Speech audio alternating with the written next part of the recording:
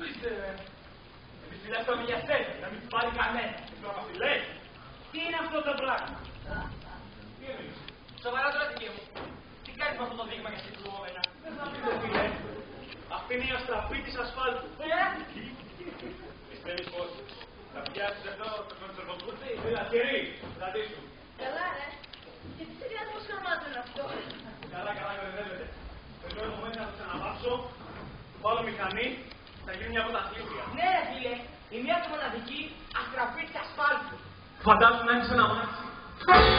Αυτόματο. Ρομαντικό. Σκέτη γλύκα.